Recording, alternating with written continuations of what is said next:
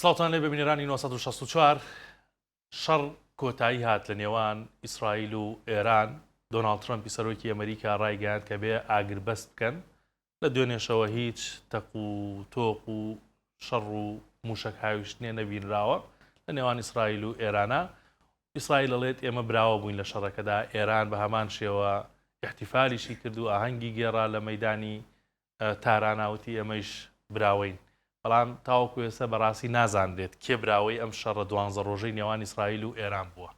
و بەڵام دەرخستنی توانە سەربازی و توانای ئاسمانی هەردوو وڵات تا ڕادەیەک یەکلاکەرەوە بوو دەرکەوت کە توانای سەربازیان چۆنە ئەم دوو وڵاتە کە 12 ڕۆژ موشک و درۆنیان و فڕۆکەیان ئەستان و ڕوبەڕووی یەکتر بوونەوە. من لەگەڵ عەقید سەلام ئەسعەد شارەزای سەربازی وارووا ڕاوێژکاری 1964 بۆ سەربازی عەقیدی خانەنشین کراو لە سوپای عێراقی دیسانەوە گفتوگۆ دەکەم، باسی توانە سەربازەکانی هەردوو وڵات دەکەم، باسی ئەوە دەکەین کە کێ براوە بووە لە شەڕەکەدا. کاک سەلام دووبارە بەخێر بیتەوە، سپاس دەکەم.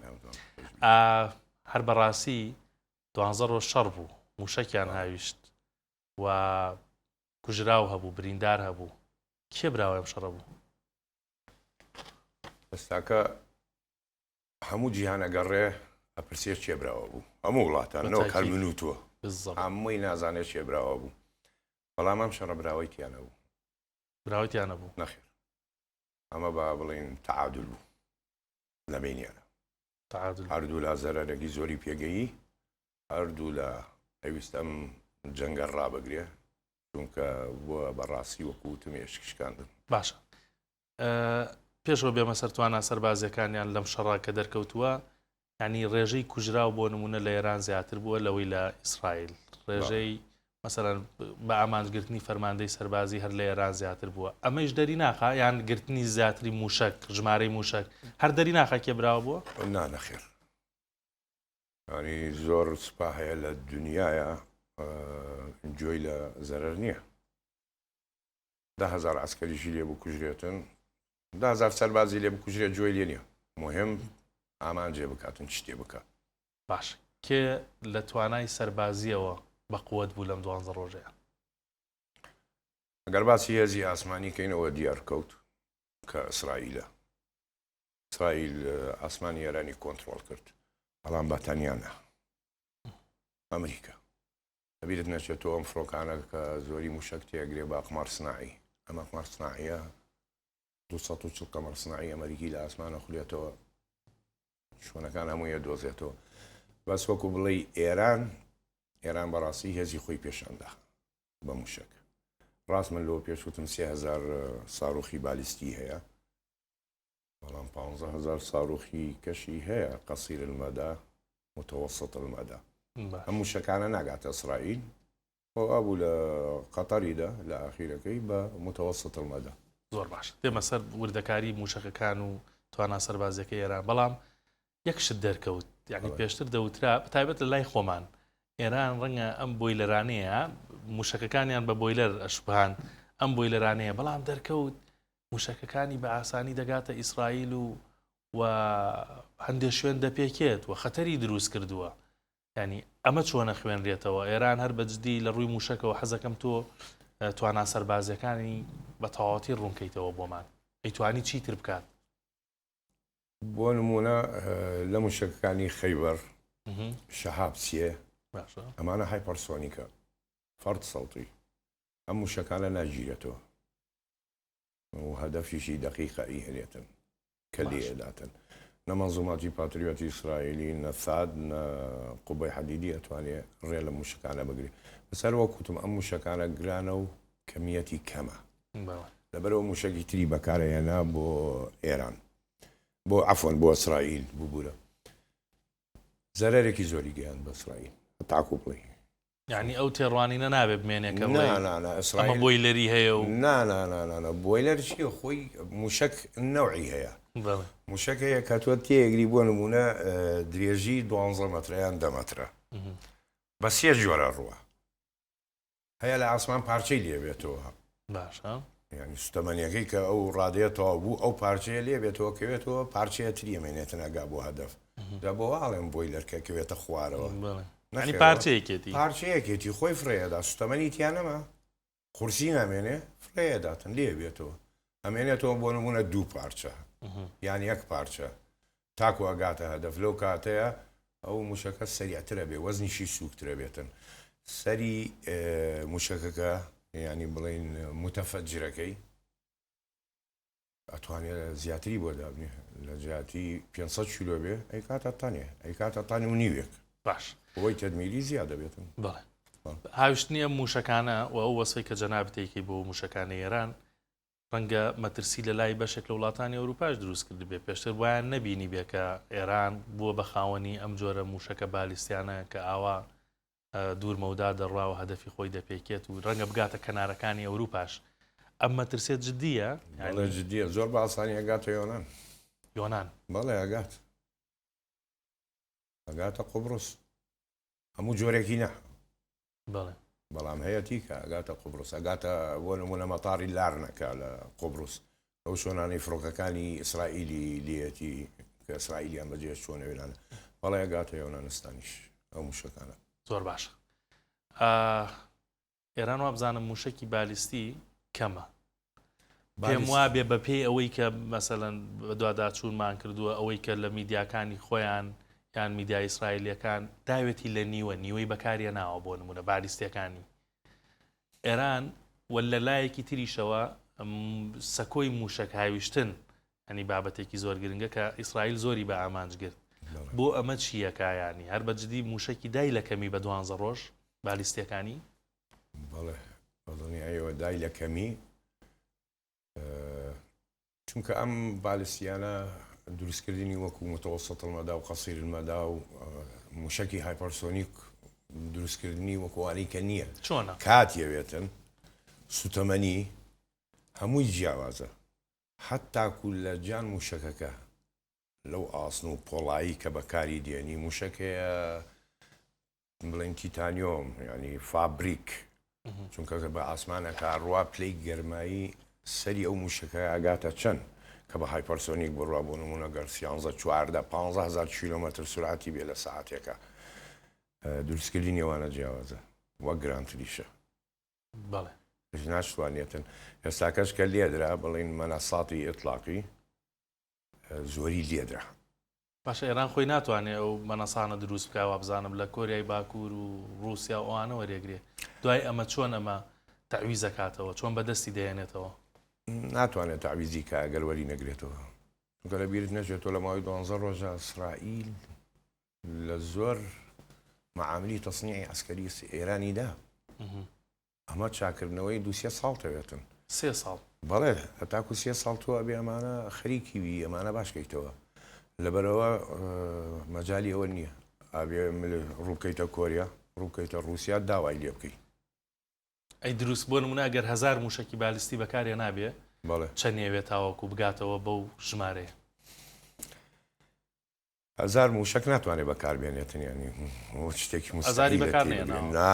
ناتوانێت مستحیلە ئەوە بەکاربێنێ لە ماوەی 12 ڕۆژە بەڵام تۆ ئەگەر لە ڕۆژێکە 100 موشک بتەقێنی لە ڕۆژێکە تۆ 10 تا 15 موشک دروست دەکەی ینی سەر نمونەیەکت بدەمێ بڵێن شەڕی رووسیا و ئۆکرانیا بەڵێ هەموو معاملی گولەی تۆپی ئەوروپا لە ساڵێکە ئەمەوەی ساڵێکە ینی بە جۆری وڵاتەکە لە بینی 10 تاکو 20 ملیۆن تۆپ بینەکە باشە تۆ لە شەڕی ئۆکرانیا بووە نمونە لە یەک ڕۆژەکە مەلیۆنێ بەکاردێنێ چۆن تاویزی ئەو نوقسانیاکەی تۆ ئەبێ ڕووکەیتە وڵاتانی تر بە تۆ ناکرێت باش لە ڕووی زەرەری سەربازیەوە لە ڕاستیە مەوێەوە قسە بکەین باسی موشەکەکانت کرد ئێران زیانی زۆرتر بەرکەوتووە یان ئیسرائیل هەردوو لە ناتوانین ناتوانین بڵێنەشەکان بەڵام ڕەنگە ئێران کاتی زۆرتر بوێ بۆی بگاتەوە ئەو حەجمەی کە پێش شەڕەکە هەیبوو باڵێ چونکە تۆ لەبیرت نەچێتن کە ئەمریکا بەشدار بوو لەم شەڕەیە ئەوە یارمەتیەکە بۆ ئیسرائیل زەرەری ئێران زیاتر گەیی لە مامەلەکانی لە مەتاڕاتی لە هەموو شوێنێکی ئیسرائیل زەرەرەکەی زیاتر باڵەخانە بوو باڵەخانە بوو مینای حیفا بوو وەکو بەجارابیشتم و تەوانە دروستکردنەوەی ئاسانە سەخت نییە. باش ئەم پرسیارە وەکو چۆن بڵێ دووبارەیەکەمەوە بۆی تەکید بینەوە بە بینەران بڵێن ئێران ئەوەی سەلمان کە جێی مەترسیە لە ناوچەکەیە یعنی هەندێک تێڕوانین هەبوو کە ڕەنگە توانای سەربازی ئێران بە کوردیەکەی خۆمان دەوترا ڕەنگە هەر دەم بێ هەر دەمە یان ئەم جارە بەڕاستی ئەتوانێت ڕوبەڕووی ئیسرائیل و ئەمریکا ببێتەوە و جۆرێک لە متمانە بەخۆن بوون خۆی پیشان بدات. نەخێر ئێران هەردەم نییە. ئێران وڵاتێکی بەهێزە دەوڵەمەندە ئیکتیفای ذاتی هەیە. ئەگەر ئیسرائیل بێ خۆی لە ئێران بداتن دەرەقەت ئێران نایە ئەگەر ئەمریکا وڵاتانی تر نەبێتن. نەخێر خۆ بڵێ بەڕاستی من پێت بڵێم ئیسرائیل بەس دەمە نەوەکی ئێران یعنی بەس هێزی ئاسمانی هەیە ئیسرائیل بێتن ئێستا سەیری شاری غەزە بکە. حەماس چییە؟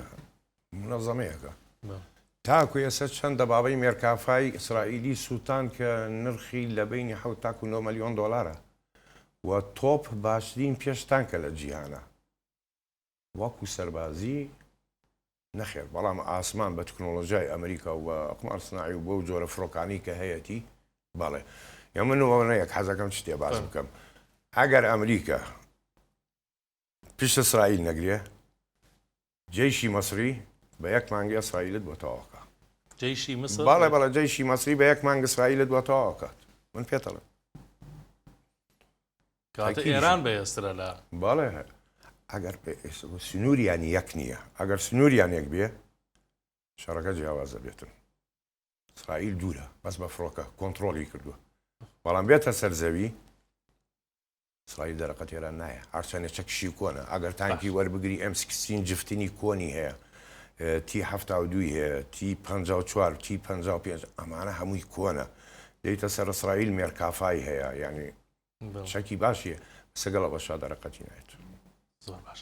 ئێران تۆ پێشبینی دەکەیت مەسەلەن ئەگەر ئەم دۆخە بە تەواوەتی ئاگر بەستە چەند ساڵێک بۆ ئێران کاتێک بێکە مەسەلەن ئەو ڕێکەوتنانە کرێ و گفتوگویانە لە نێوان ئەو ئەمریکادا سەقامگیری بەخۆی ببینێ بیر لەوە بکاتەوە دەرزێکی لەم شەڕە 12 ڕۆژە وەرگرت بێ لە ڕووی ئاسمانیەوە خۆی بەهێز بکە لە ڕووی خۆی بەرگریەوە خۆی بەهێز بکە دەسەبا بۆ ئەمانە؟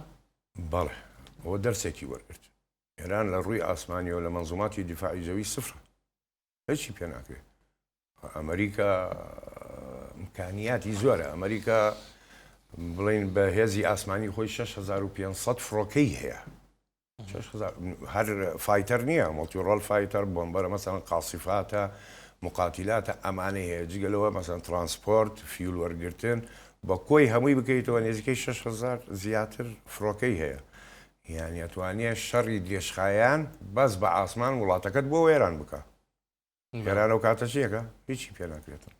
زۆر بێ خۆی بەخوتکە لە هێزی ئاسمانیەوە لە فڕۆکە خۆی سەفەقەیەک هەبوو 15 فڕۆکەی ڕووسی نەوەی سیخۆی 35 سەفەقەکە لەگەڵ مەسرا کرا پێش ساڵ و نیوێک 2 ساڵە بێتن. ئێران لەگەڵ مسرا رووس لەگەڵ مەسر ڕووس لەگەڵ مسرا بەڵام ئەمریکا تەداخلی کرد زەختی لە مەسر کرد کە ئەو سیخۆیانە لە رووسیا نەکڕێ سیخۆی 35 هەڵسا ئەم سەفەقەیە بۆ چێ بوو بۆ ئێران بوو. ئێران سەفەقەکەی کرد ئەو 15 فڕۆکەی وەربگرێت بەڵام پێم سەیرە کە کۆتایی پێنەهێنا وەری نەگرت پایلۆتەکانی تایارەکانی تاکو ئێستا دەورەیان لەسەری تەواو نەکرد لە رووسیا بەڵە سیخۆی 35 توانای ئەوەی هەیە بەرامبەر بە F16 و 15 بوەستێتن توانایەوەی هەیە. تازە لەم شەڕا دەسی نەکەوت دەسی نەکەوت ئەبێ بۆ دوا ڕۆژ بیری لێ بکاتەوە کە دەسی بکرێت. زۆر باش بابێنە سەر ئەمریکا.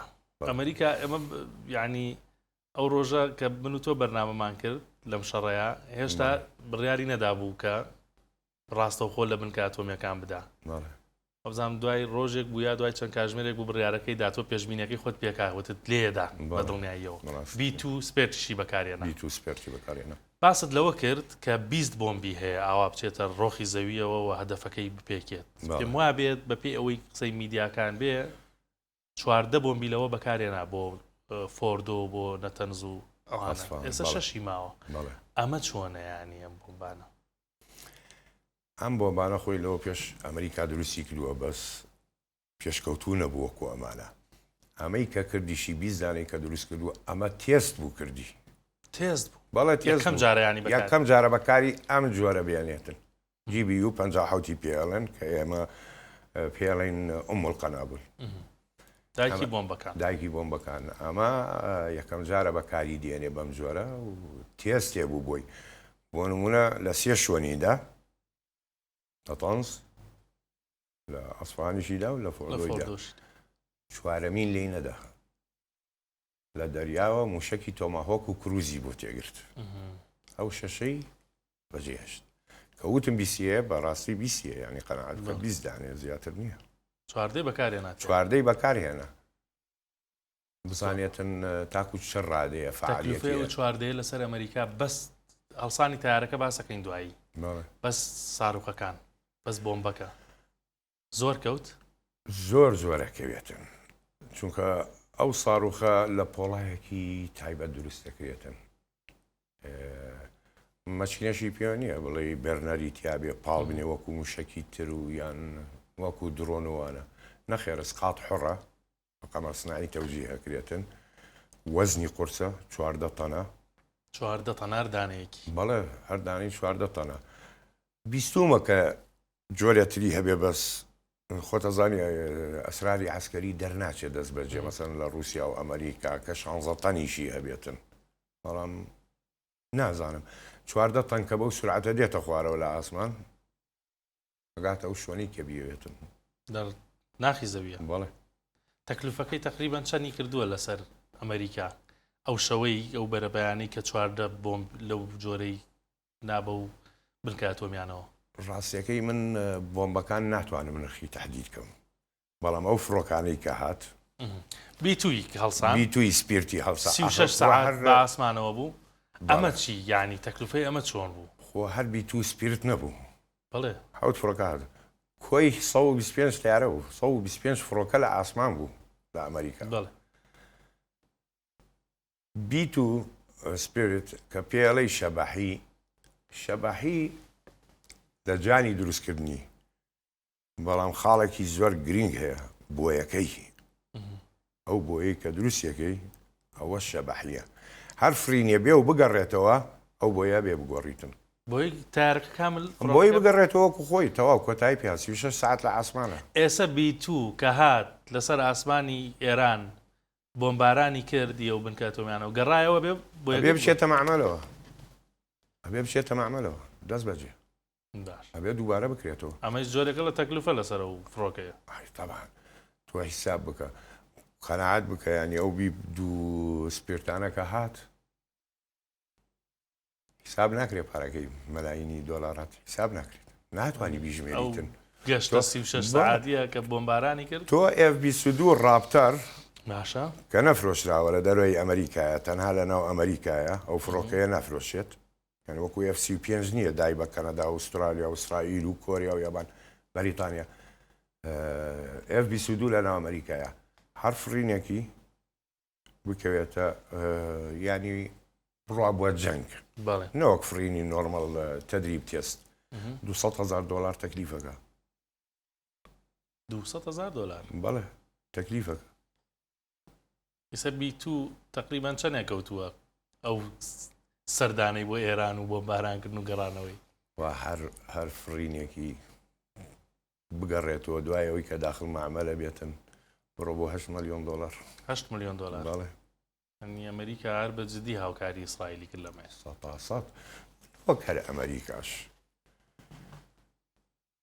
تۆ ئەمریکا و ئیسرائیل فڕۆکەکانی لە ئێرانیدا باشە فرۆکەی قەتەریش یەکرد لە ئێران مە پرسیارە بەڕاستی بێ بپرسم فڕۆکەی قەتەری بۆ لە ئێران بوو سێ فڕۆکە لە قەتەرەوە فڕی خەلیجی پەڕانەوە 180 کیلۆمەتر چووە ناو ئێرانەوە بۆمبی فرێ نەدا بەڵام استطلاعی کرد مەسحی ئەو شوێنەی کرد ئایا بەتەڕیاتی مەنەساتی موشک هەیە یان نا تو ئاسمانی وڵاتێترت بەزان بۆت نییە بەڵێ باشە دوای ئەوەی کە بیت و سپێرد و ئەو بۆمبانە بنکە ئەتۆمیەکانیان بۆمباران کرد. زۆر باس لەواکرانی لە مەسەرەن لە CNN-ەوە لە نیویۆرک تایمزەوە هەر ئەم بەرەبایانە ترەمپ وەڵامی ئەو کەناڵانی دایەوە ئەڵێن نەخێر نەیتوانیوە خافوری بکات یان لە ناوی بەرێت ئەوەی کە دۆناڵد ترەمپ بڵێ، بەڵام دۆناڵد ترەمپ بەڵێت بەو قەسفەی کە کردمان بەو فڕۆکانە بەو بۆمبانە لە ناومان بردووە. ئەگەر ئەم بۆمبانە و توانایانە بوو بێ و فڕۆکەیە ئەبێ لە ناوی بردبێ. ئەی بۆ باس لەوە کرێت کە هێشتا نەخێر توانرێ ئەمە زیندوو کرێتەوە لە شوێنی خۆیان. بەڵێ نیویۆرک تایمز باسی ئەوەی کرد و CNN-نیش ئەمریکا ئیسرائیل معلوماتی دقیقی سەدیان نەبوو بۆ قولیەکەی چەندێ لە بنزەویە، یعنی ئەوە کاتێککە باسکرا 800 مەتر لە بنزەویە شتێکی سەیرە 830 مەتر زۆرە کە باسکرا.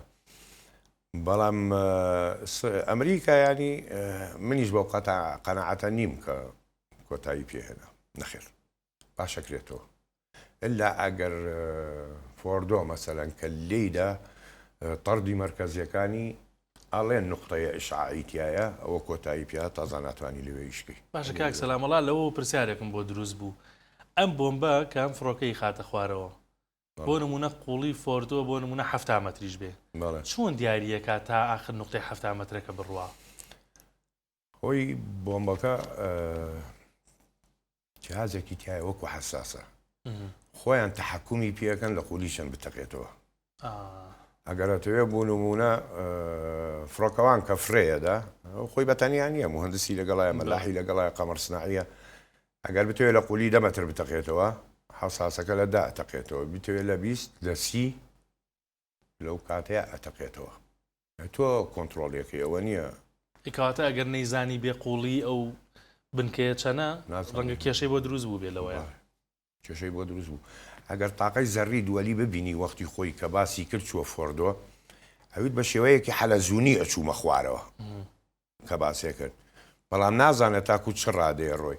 دوایەوە فۆردۆ 2 منشەئە لەبانیەکە کامەی تەڕدی مەرکەزی تایە ئەوە نازانرێ، ئەمەی بنەوەیانەوەی بانەوەیە جیاوازیشە سەی خەریتەی فۆردۆش بکەن دیارە.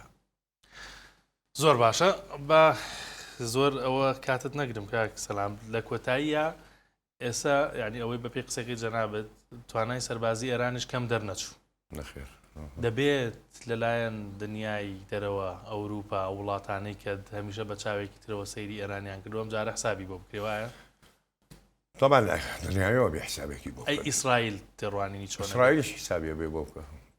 ئیسرائیل زەرێکی زۆری پێگەی لەم 12 ڕۆژێ، یعنی تۆ منظوماتی دیفاع جەوی ئیسرائیل کۆتایی پێهاتاو زعیف بووە. ئەمریکا هەڵسێ لە ئۆکرانیاوە لە نوێمین ڕۆژی شەڕە لە ئۆکرانیا منظومەی پاتریۆت ڕابچێشێ بۆ ئیسرائیل، ئەوە دەلالەتی ئەوەیە کە ئیسرائیل منظوماتی دفاعی جەوی تەواو بێتاقەت بوو، هیلاک بوو، عەتەڵاتی تێکەوێ لێ ئەدرێتن. ینی ئۆکرانیای بەجێش بۆ رووسیا تۆ منظومەی دفاع جەوی لە ئۆکرانیا بۆ دێنی بۆ ئیسرائیل ئەگەر پێویستی سەلماندنێکی باش بوو بۆ ئێران بە تایبەت لە دوای هەشتاوەشتەوە ینی ئێران نەچۆتە هیچ شەڕێکی ڕاستە و خۆوە بەڕاستی ئەمە یەکەم جار بووم 12 ڕۆژە خۆی سەلمان لەوەیە باڵێ بە موشکەکان بەڵام ئەبێ هێزی ئاسمانی خۆی بەخوتکە و منظوماتی دفاعی جەوی لە هەمان کاتا زەویشی زەعیفە. ڕاست ئێمە وەکو ئەڵێن ئێران کە لە ڕقە و زۆر بە سەبر و زۆر بە تەحەمولە، بەڵام کاکە تۆ تانکەکانت کۆنە تانکی ئەمریکی بێنم ئەبرامز M1A2 2 کیلۆمەتر و نیو تۆپەکەی ڕوا، تانکی هەرە باشەکەی ئێرانە سەبێنم کیلۆیەک و 700 ئەوە نایەتە مەدای تۆ. من سوپاست دەکەم دووبارە حتمما گفتوگۆمان لە داهاتووە ئەبێتەوە لەسەر بابەتی سەربازی و بابەتی جەنگی. سپاس بۆ عەقید سەلام ئەسعەد ئەفسەری خانەشین لە سوپای عێراقی و هەروەها شارەزای سەربازی و ڕایۆشکاری 964 بۆ سەربازی. سپاس بۆ بینەریەوەش.